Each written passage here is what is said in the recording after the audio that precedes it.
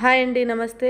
Welcome to ఎంఆర్స్ food stories. నా పేరు రాజేశ్వరి. ఈరోజు మన ఎంఆర్స్లో పెసరపప్పు పాలు చేస్తున్నానండి. ఇది చాలా వరకు తెలియకపోవచ్చు, కానీ చాలా మంచి ఎనర్జీ ఇస్తుంది డ్రింక్. ప్రోటీన్ ఉంటుంది పెసరపప్పులో, తెలిసిందే కదా. ముందుగా పెసరపప్పుని మీకు ఎంతమంది ఉంటే ఇంట్లో వాళ్ళకి 1 టేబుల్ స్పూన్ చొప్పున 4 మెంబర్స్ ఉన్నారనుకోండి, 4 టేబుల్ స్పూన్ పెసరపప్పు అలా వేసుకోవాలి. అలా వీటిని దోరగా వేపుకొని కడిగేసుకొని శుభ్రంగా ఇలా కుక్కర్లోకి వేసేసుకోండి. పెసరపప్పు మునిగేలా వాటర్ వేసేసుకొని 3 విజిల్స్ వచ్చేంత వరకు బాయిల్ చేసేసుకోండి. 3 విజిల్స్ తర్వాత విజిల్ తీసేసాక ఇలా మెత్తగా మ్యాష్ చేసేసుకోండి. పెసరపప్పుని ఇలా మెత్తగా మ్యాష్ చేసుకున్న తర్వాత స్టవ్ ఆన్ చేసుకొని మీడియం ఫ్లేమ్లో పెట్టుకొని మీకు ఎన్ని పాలు కావాలంటే అన్ని పాలు వేసుకోవచ్చు.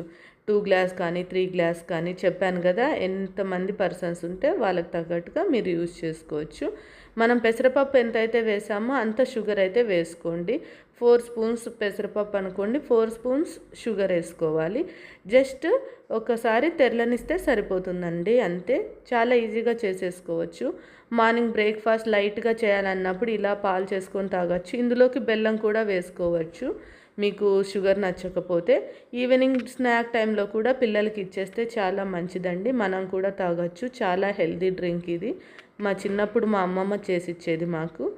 నైట్ లేట్ డిన్నర్ అయితే మార్నింగ్ ఇలా లైట్గా పాలు తాగేస్తామండి మేమైతే. లేదంటే ఈవినింగ్ టైంలో కూడా స్నాక్ టైంలో ఏమి తోచినప్పుడు ఇలా పిల్లలకు కానీ మనం కానీ పాలు తాగితే చాలా హెల్తీ.